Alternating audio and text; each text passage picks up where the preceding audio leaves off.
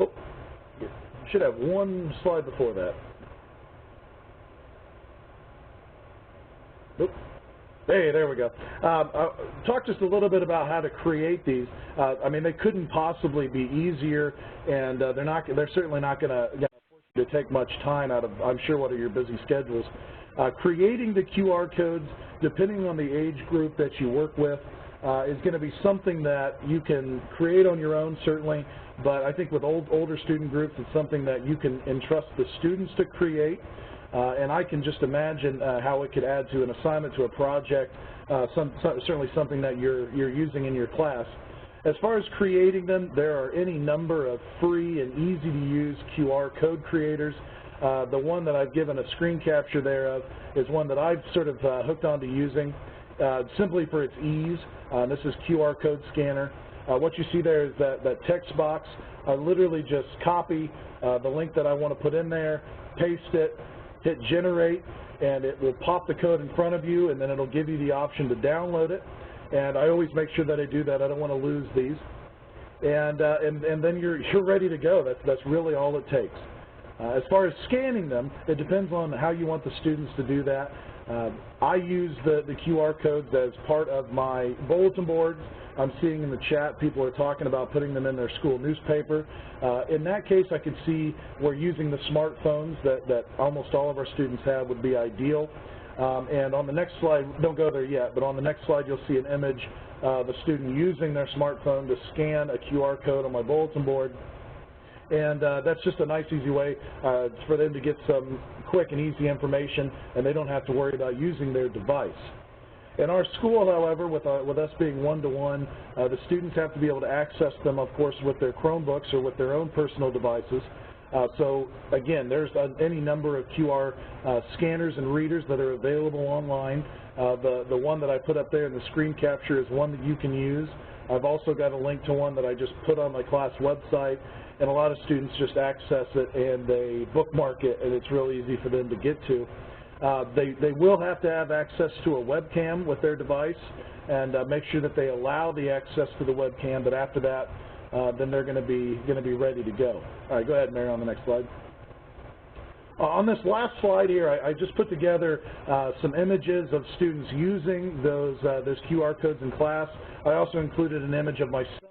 My son's a 7-year-old first grader at our elementary school, and they're using QR codes down there. The teacher has the kids using tablets and scanning those codes, and he's always coming home and talking to me about scanning and seeing a YouTube video on an animal that they're studying or something like that. So he loves them. I've had a lot of great feedback from my high schoolers, so it really is something that kids of all ages can use. I've also given some images of a sample bulletin board. You know, this bulletin board was one that I had up when we were talking about the Roaring 20s, and I put the QR codes up there, and the kids could go up there and scan and get some of that information. I've given some sample QR codes down there.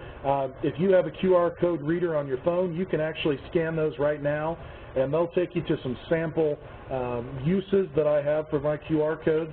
A lot of times we'll use music, we'll use political cartoons, and so what I'll do is, you know, I'll grab those, and you know, I'll actually put those into a Google Doc through my Google Drive, and I can set it up to where the kids can access that, scan your QR code, and it goes to, for example, music, and it plays it, and it's straight out of my Google Drive.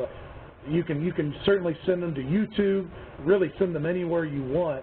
I just found putting it in my Google Drive makes it so that you don't have to rely on Wi-Fi or the speed of the Wi-Fi for streaming purposes and things like that. It makes it a little bit more accessible. My time is up. I feel like I could just keep going on and talking about this, but once again, you know, this is not something that you're going to use every minute of every day, but it's certainly something that you can add into your quiver of tools, your quiver of arrows for teaching, something that can enhance it for the students, something different, and something that I think they'll enjoy. Once again, I've placed my email and my Twitter handle on the chat room, and would be happy to answer any questions that you might have. And I appreciate the time and look forward to hearing as much of the rest of the presentation that I can. So with that said, thank you, Mary, and I'll turn it back over to you. All right, thanks a lot, Kevin, and good job. It's not a smackdown in that it's more than 30 seconds, but still 5 minutes is not a lot of time. So kudos to you, good job. And now we're going to move on to Shannon Schiller, who is from Mount Vernon Community School Corporation. Hello. If you want to go ahead and switch the slide. I'm talking about Kahoot. If you don't know about Kahoot, it's sort of like a modern-day game for kids, a modern-day electronic game for kids, and they love it. I've given you the email address right there to get Kahoot so that you can make your own, and then the link for students, they go to Kahoot it, and they can do it from there. If you want to switch the slide. I've got a lot of slides. I'm going to apologize, but I get very excited. I'm a very visual person. So just to kind of tell you what you can do with Kahoot, you can make quizzes, you can make discussions, or you can make surveys. They all look basically the same when you're putting them together, and they're all put together the same way, which is nice. But they serve slightly different purposes. Quizzes are more, if you think like trivia at like BW3s or some kind of place like that, they're great for review games, and you can play that. I'm sorry, you might be able to hear my 5-year-old in the background. I've told her to be quiet, but she doesn't listen very well sometimes. But they're great for review games and things like that. Discussions, great way to put a question up so you guys can kind of take the feel of the room, if you will, and get kids' ideas down so that you can use them for discussion. And then surveys, of course, do just like that. If you want to switch the slide. I've got little screenshots as you go so you can kind of see what it looks like. The great thing about them is they're easy to create. They take a few, they literally can take 10 minutes to create a Kahoot. They're highly visual, which of course kids love. You get immediate feedback from them, and the kids participate in real time, which is also fantastic. I know I used to love doing Jeopardy games for review, but my problem was we didn't have buzzers or anything like that, so it was always hard to see, who actually got the question answered first. You can do that with Kahoot.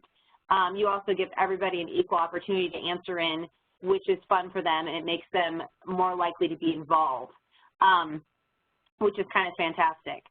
Do you want to switch the slide?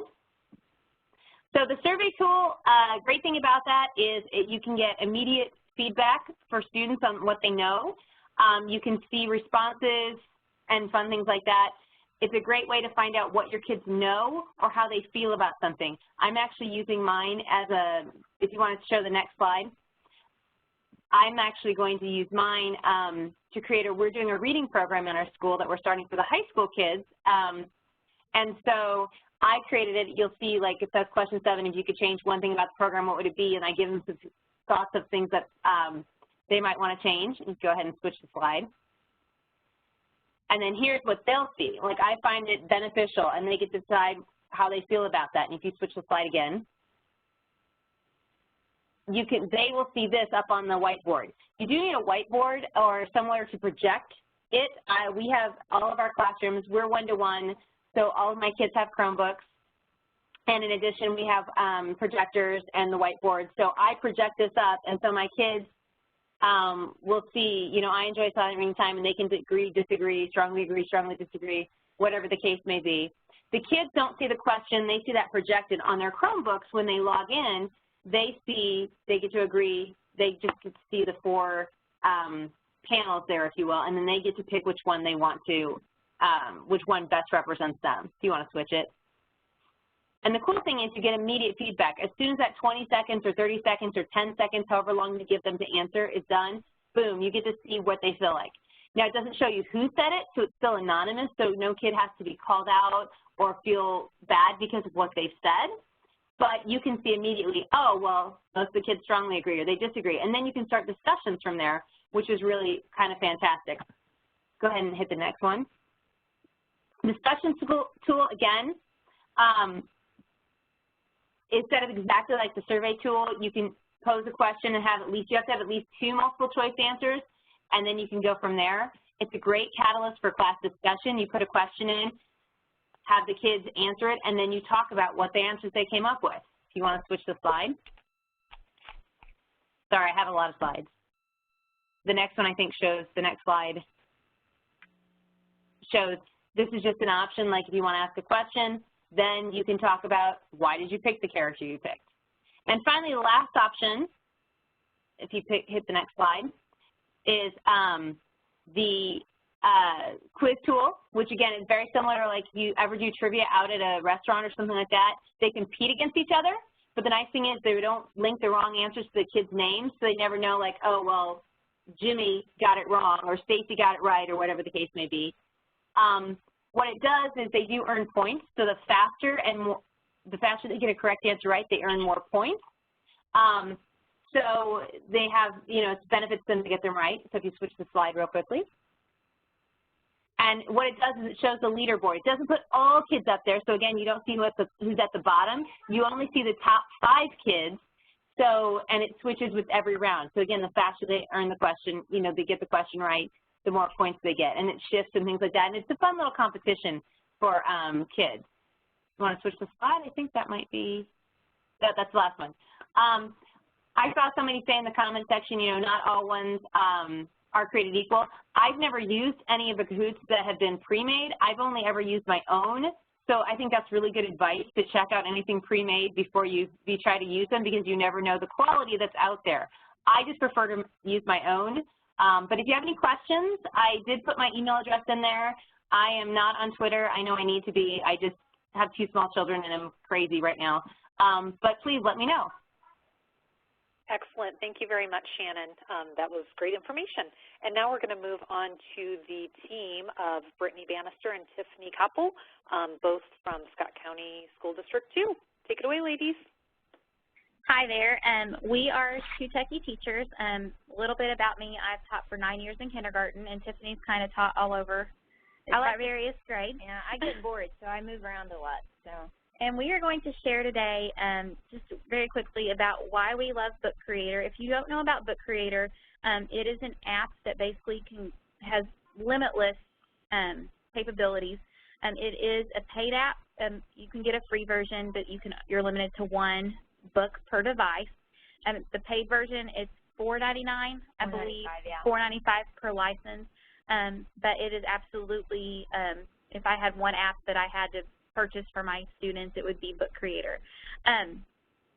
So Book Creator is very versatile. Like I said earlier, you could use it for any grade level. But first we're going to talk about how it allows students to be creative. This app, Book Creator, is full of features that can make it basically whatever you want. You can insert pictures, you can insert drawings, you can insert text, voiceovers, videos. You can make it whatever you want to make it. We use it in a variety of ways in my kindergarten classroom. We use it weekly in our digital interactive notebooks. We have basically taken what we would do on paper and put it in the digital format using Book Creator. Students upload it to their device on Mondays, and then on Friday they send it back to me to check, just to keep them accountable. We use it for, instead of just sending a kid home, giving a kid a worksheet, we collect our digital resources and have the kids use them throughout the week for various things in math and literacy. All right. We also love Book Creator for its versatility. Brittany teaches kindergarten, like she said, and I teach 6th grade currently. And we're both able to use it to a high degree to whatever the kids' capabilities are. But what's great about it is that it is unique to the student. So every student's digital interactive notebook looks very different. It's also very versatile because you don't have to just use it for the notebooks, but you can write with it, of course. You can create books. You can upload those into iBooks, and parents can actually go and purchase those things. We've used them for all kinds of writing projects. We use them for science journals. Basically, if you can dream it, if you can do it on paper, you can do it in Book Creator, but you can do it 10 times better because you can add more authentic content as far as recordings, student video. They can add in audio clips. So it really transcends the grade level, and it really transcends the content area. I've used it, I think, pretty much for every grade level that I can think of, or every content area. So pretty much anything that you can do in your classroom right now, you can do with Book Creator, but just a little bit better. Our third point is that Book Creator is very interactive. Within the app, you can basically make it whatever you want to make it. There are times when I have my kids use an app like Doodle Buddy to draw a picture, and then we save it as an image and add it in there. We use Chatterpix to have the kids show their learning by making a video in Chatterpix, and then they upload it into their book creator book that the topic is on. We use the camera all the time, Pic Collage, all kinds of different apps to make book creator even more interactive for our students. Basically, any app that you use for, student creation, you can insert into Book Creator. If you can save it to your camera roll, you can upload it here. We also use that because, especially for our younger learners, they can't always read the directions. So, for example, we did an e-learning day, snow day last year, and we were able to embed the audio and read all of the directions to the students. So your kiddos that don't have parents at home that are able to read that to them, for whatever reason, they have that audio clip. And so, like I said, the more you use it, the more ways you can find to make it work for you. But it's so easy. It's student-friendly. The layout is right there for the students. The design is great. It has a lot of pre-made templates now. They're comic book templates, which really draw in the students. But it also just allows students to sketch and annotate in any other way that a lot of whiteboard apps do. And every year, every so often they're coming out with new features. Brittany and I are actually book creator ambassadors for the company, and so we get to test out beta products. And the last one was the comic book feature, and it's going over pretty well. It's a pretty cool feature.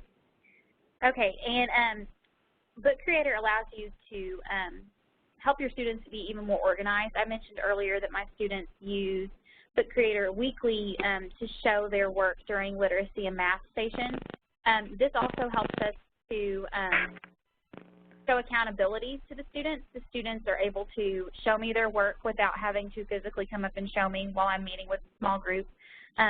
They can organize it in their own way. I have several students who like to create books on their interest levels using different apps and researching using KidRex and other kid-friendly search engines.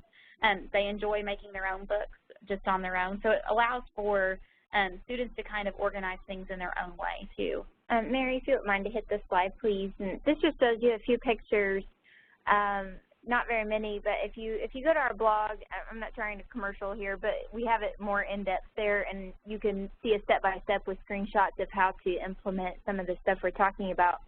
But if you'll notice on the top left, it says My Diary of a Worm. We've all done, things like that. Students kept all of their work that week, and we always try to make a fun and inviting cover. No matter my first graders or my sixth graders, you'll see that study guide. That's for sixth grade. You can see there's a video on the front, so I'm giving my students instructions. I have two students who are blind, and so to have the ability to hear my voice and hear directions help them. And then in the top right, you can see, fluency practice. They had to read that, but they had to record it and then insert their recording there. So, that's a really quick thing about an app that we could talk about for about 3 hours. So I think that's pretty much it. But if you have more questions, you can email us or you check out our blog. And yeah, in the chat area, we put the specific link to Interactive Notebook, the actual post about Book Creator. Perfect. Thank you, ladies. That's great. So if people want to know more, they can move on. But this is a true test. How much can you fit into 5 minutes? Oh, my gosh. Take a breath. Next, we've got Jessica Gilbert-Moman, who is from Greater Clark Schools. And you're on, Jessica. Okay. I'm in the middle of testing season because obviously I'm a middle school language arts teacher. And the big applied skills portion test for us is coming up in about 2 weeks from yesterday, which is a really scary thought. But to do a lot of quick assessments with my kids and just to see where we are and what we still need to know, I use Google Forms for just about everything, but especially the Flubaroo extension on Google Forms. So if you want to go ahead and go to the next slide. The way that you set this up, you just create the assignment in Google Forms. I always make sure that I ask the kids a question like what their first and last name is and their school email address. Every student in Greater Clark gets a school email address based off of their student ID number, and this way I can actually send them their results as soon as they take it. The next slide. You take the test. If you hit View Live Form, you take it then, and whatever you take or whatever you answer becomes the answer key then, and you can choose to do that later. I always post everything on Google Classroom. I cannot say enough on how much you can post everything on Google Classroom. From Quizlet now has links, and News ELA, and you can just post everything there, and the kids can all find it in one spot, and it's easy for the parents to find it in one spot.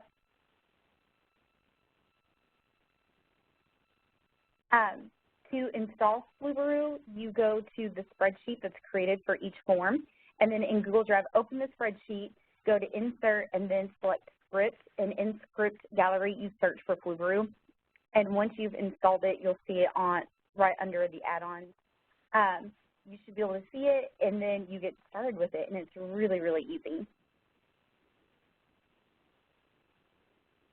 Flubaroo will ask you to you can go to Flubaroo and Grade Assignment, and it will ask you which one you want to make your answer key, so you select your submission.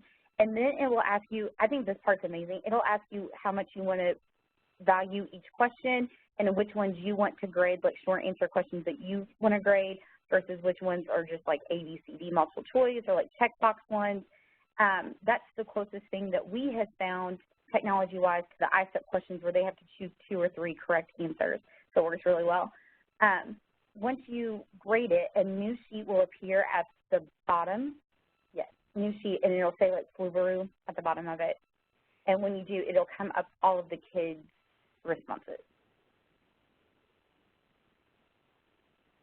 And so here was an example of one. I asked the kids 2 questions the other day. I gave them a Greek myth, asked them what was the theme for the myth, and then how did they know, so which piece of evidence supported the theme. And you can tell on here, most of my kiddos could get the evidence, but most of them could not tell you the theme, which was very interesting to me.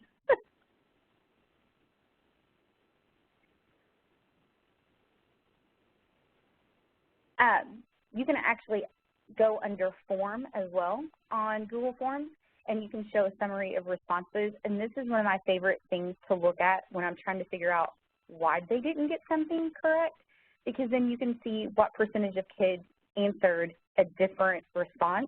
So you can kind of track their thinking and figure out, okay, they all picked the second one, which was meant to be a distractor. So I've got to teach them more about eliminating distractors and how to do that.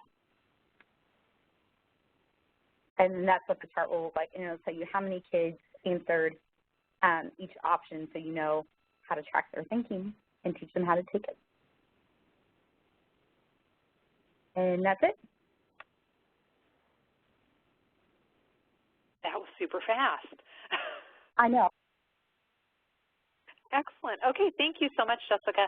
And I see a message from her, and it got shared with me. I'm going to share it with everybody that she's got to duck out for school board meeting, so we can connect with her off the call.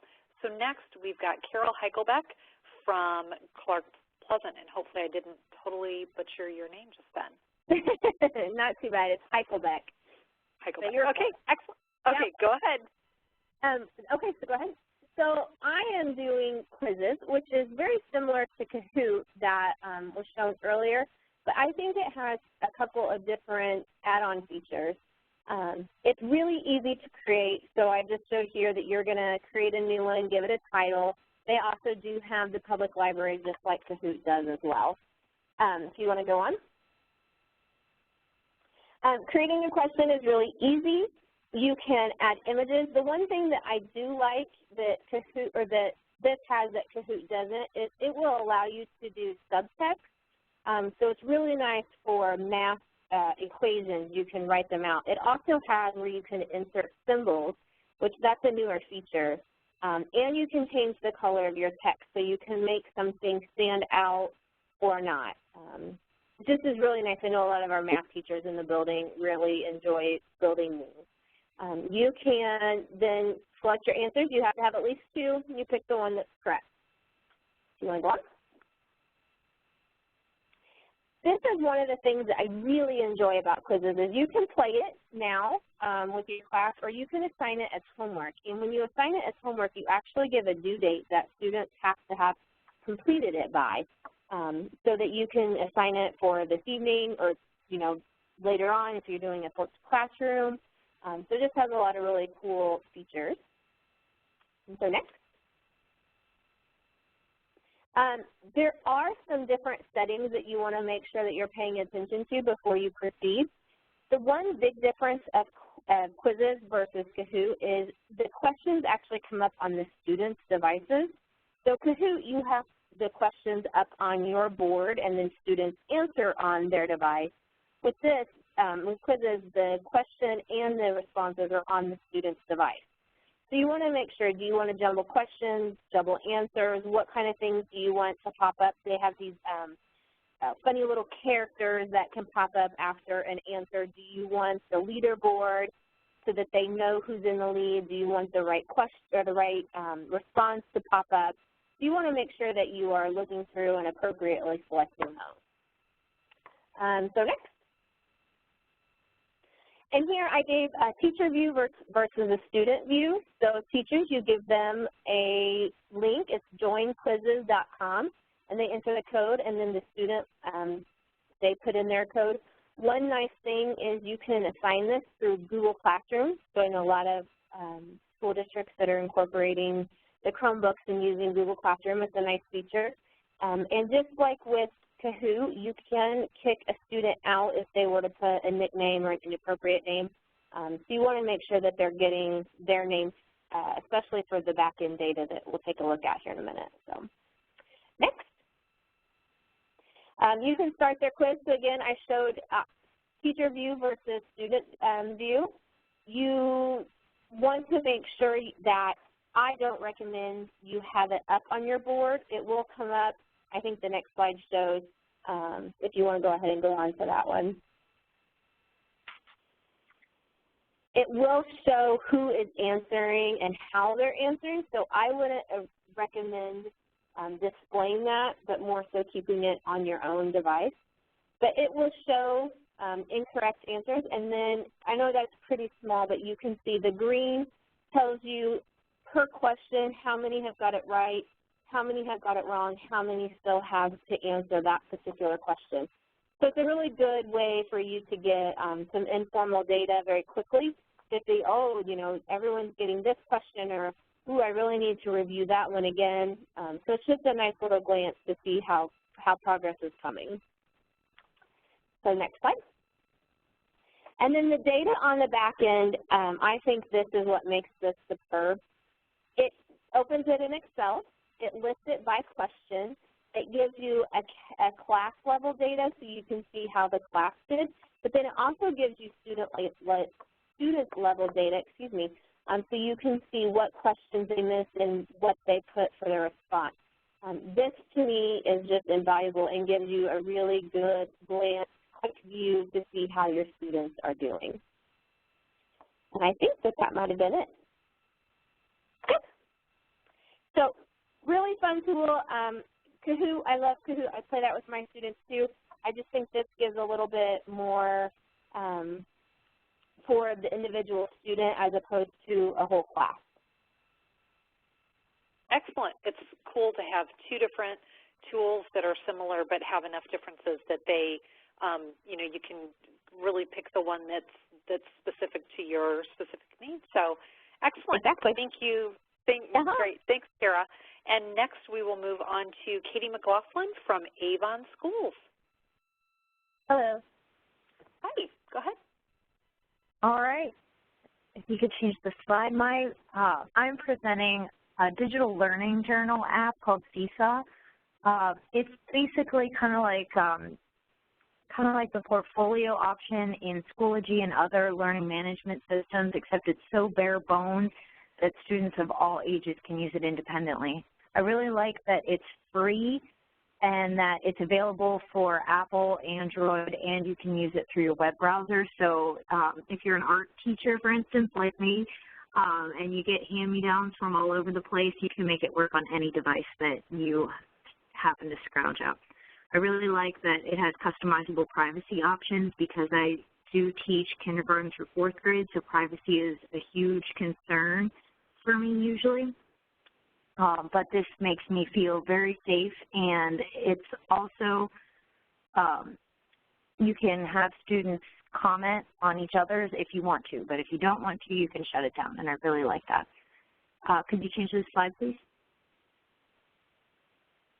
All right, so in the top left, you can see these pictures are all taken straight from the website. So this is an example of how a student can take a photograph of a worksheet, and they can use captions, they can use voice recorded narration, or they could draw on it to respond and add a little extra.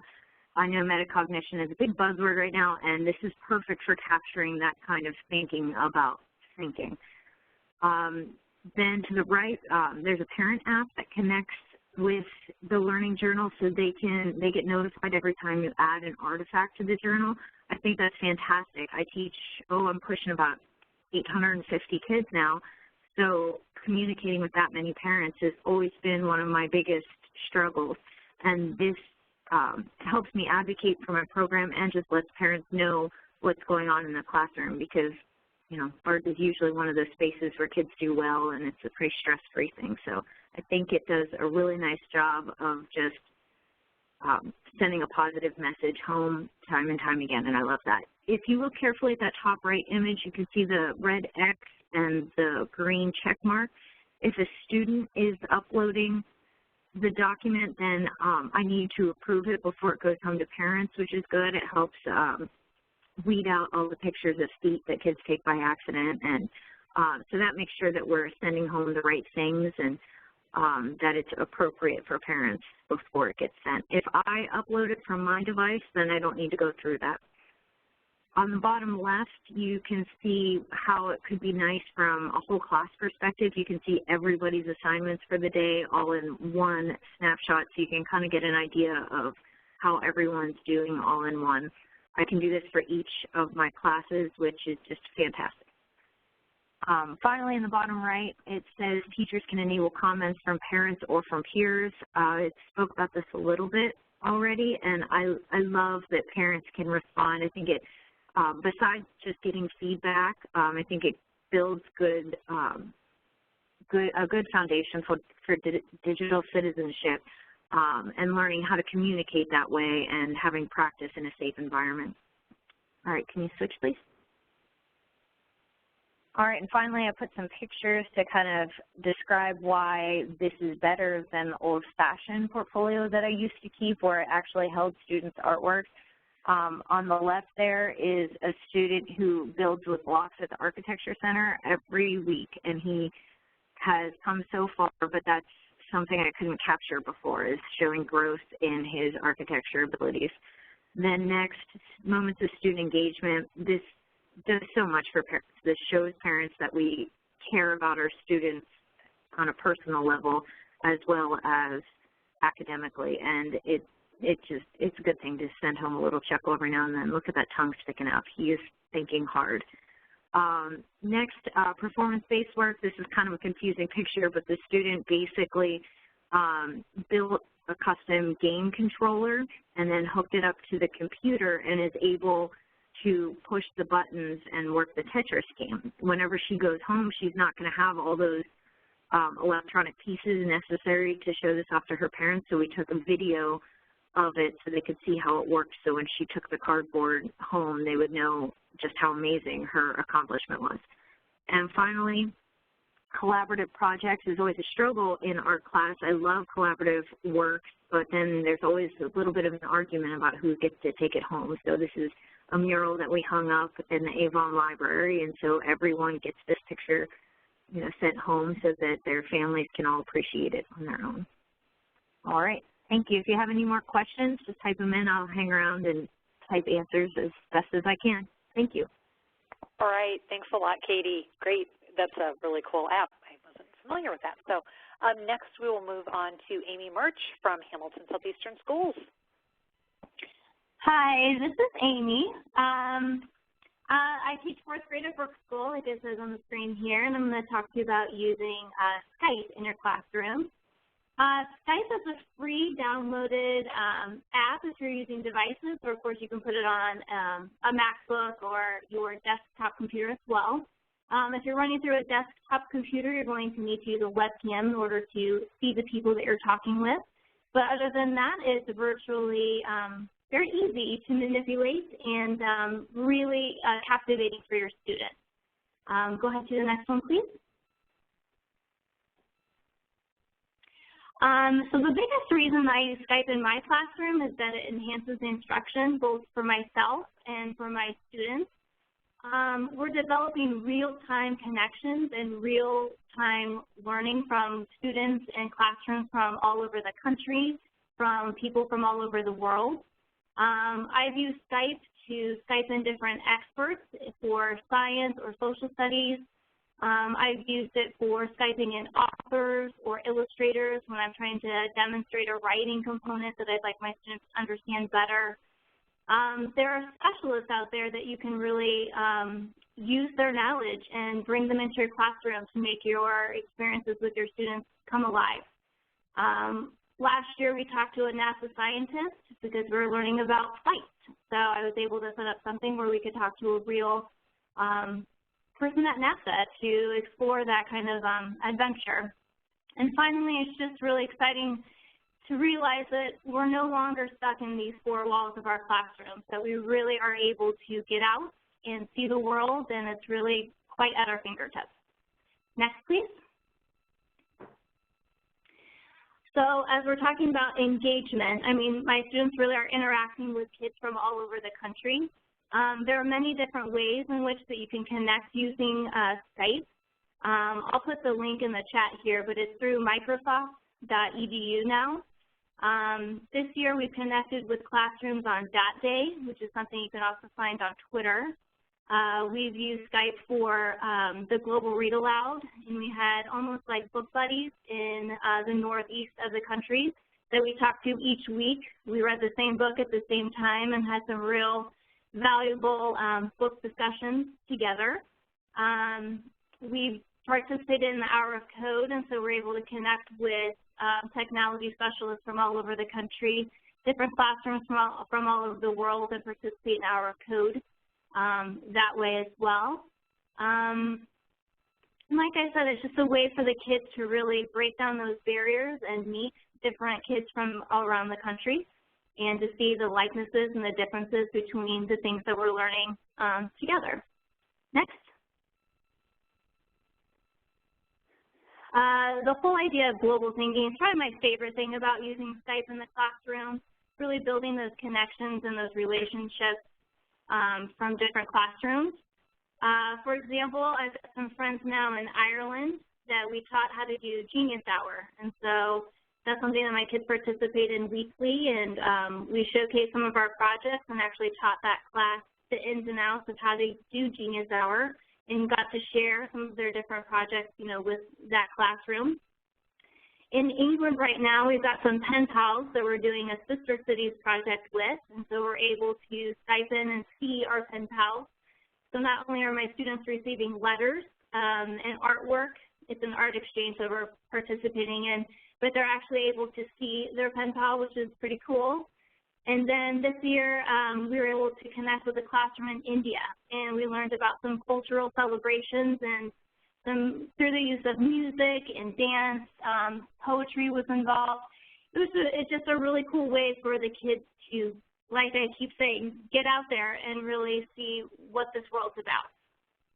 Next.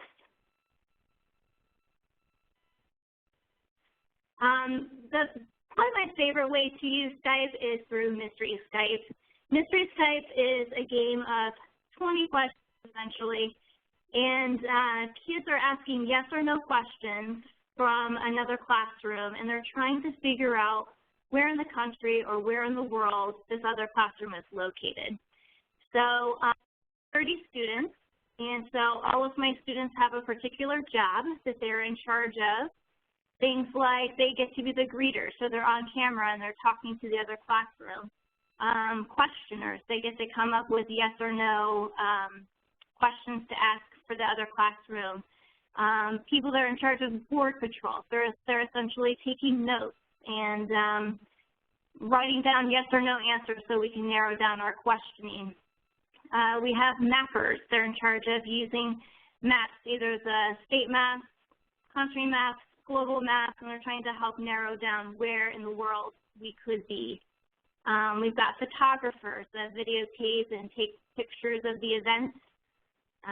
We have a DJ, so once the other classroom has found us, we play a Back Home in Indiana song and wave our Indiana flag, and that's just a nice way for the other classroom to learn a little bit more about Indiana and kind of who we are.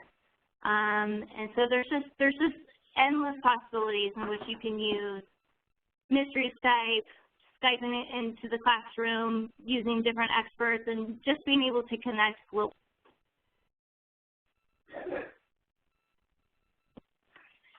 So, hello?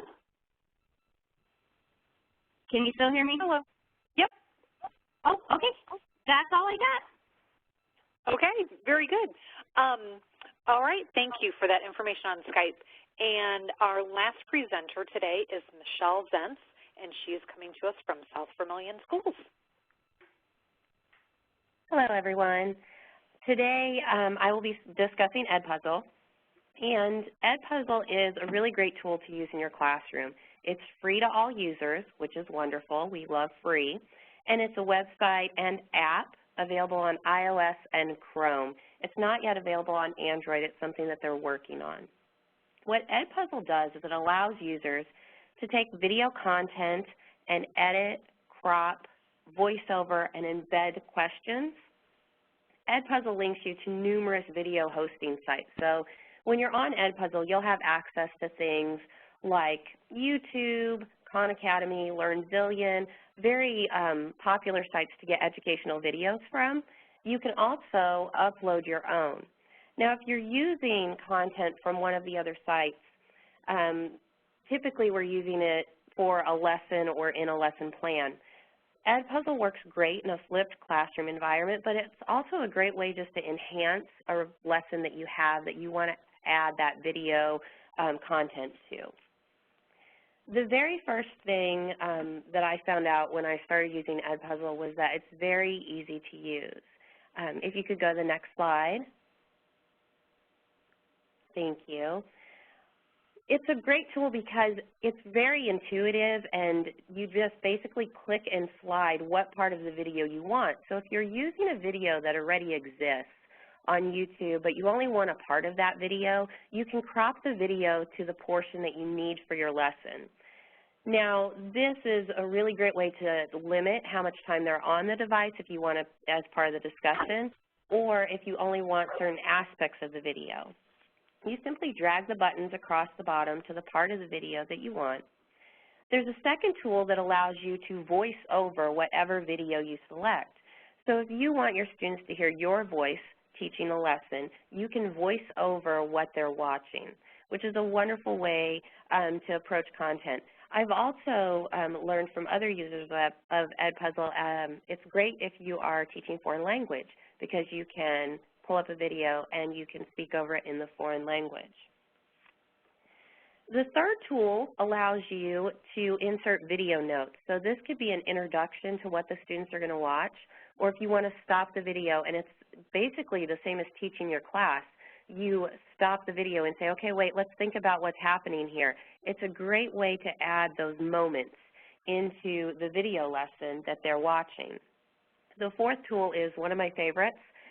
It's where you can embed quiz questions. So it's a great formative assessment for a video lesson that they're watching. They have to answer the question to continue the video. At the very end, I like to add a question that says, do you have any questions? Which then opens the dialogue for the students to type their questions to me that I can respond to, and it's a back and forth dialogue. This is great for really shy students who maybe don't understand all of the content and have a question but don't want to raise their hand. They're immediately communicating with you, which is a wonderful tool to use in the classroom. Now, I would definitely recommend limiting your video content to under 10 minutes. I'm in a 4th grade classroom, so my videos are typically 5 to 8 minutes. At times, they do run longer. I do not use pre-made videos. I create my own videos, and it's pretty simple. I create a PowerPoint for my lesson. I use a whiteboard type app such as Show Me or Explain Everything. I record myself teaching the lesson like I would in class. Then I convert it, and it has to be into a video format, put it into Edpuzzle, and assign it to my kids. Now, there's a few other features that are wonderful for teachers. When you publish a lesson, you can set due dates. So you can say this is due on this day, and it'll immediately flag it if the student has not completed the video by that due date. You'll know. Also, you can block the students from skipping ahead in the video. So there's a setting where you can click a button and it will not let them skip ahead. They can go backwards numerous times, but they can't skip forward. So they have to watch the whole video. You can see how much of the video they've watched before they've stopped or closed out of it. You can also see how many times they've watched it to know where are they getting stuck, what part are they watching over again and again. I think Edpuzzle is just a great tool overall for providing a video-based lesson for the flipped classroom model or for the e-learning days that are becoming more popular. I've posted my Twitter handle and my email, so if you have any questions, please feel free to contact me. And it's just, again, a wonderful tool that I was introduced to by a high school teacher in my corporation. She was actually my daughter's teacher, so she introduced me to it. It was a wonderful tool, and I've adopted it and put it into my 4th grade classroom, and it's something that I see my students really enjoying. And that's all I have for today. Excellent. Thank you, Michelle, very much. Thanks. Y'all were awesome. It's 2 till 5. That was perfect timing. Thank you to all of our presenters. We had 9 presenters just bust through in about 45 minutes, so that was pretty amazing. Great stuff. Hopefully everybody on the call, whether you were an attendee or one of the presenters, hopefully all of you learned about a new tool here in the last hour. There was really some great stuff, and definitely a round of applause. I agree, Michelle. Very great job, everybody. Questions? I think there were a couple of questions that came through, and we got them answered. If anybody wants to connect with a presenter and you didn't catch their email address, you can contact us. I'll type in my email address if you want to connect with me, if you want to connect with one of the other presenters who you want more information from, or who you just want to throw some ideas against. Quickly, here's a variety of different ways to connect with us. Please connect with us. We're always trying to share information as we come across it, offering professional development opportunities. We'll have some webinars being announced here in the next week or two. Hopefully, I'll have some topics lined up for March and April. Hopefully some things to just get you thinking about something other than ISTEP and testing as we enter that part of the year. And Michelle said that she tried to tweet everybody's handles, so check Twitter using our hashtag to connect with that information. So thank you again to our wonderful 9 presenters. Thank you to all of you who joined with us today. I will be sending out PGP information for those of you who were on the call for the hour today. Also, I recorded most of the webinar, had a little technical difficulty at the beginning, so missed the beginning of it, but I recorded it, so I'll be sharing that on our YouTube channel here in the next week or two. So thank you everyone very much, and have a wonderful Tuesday evening.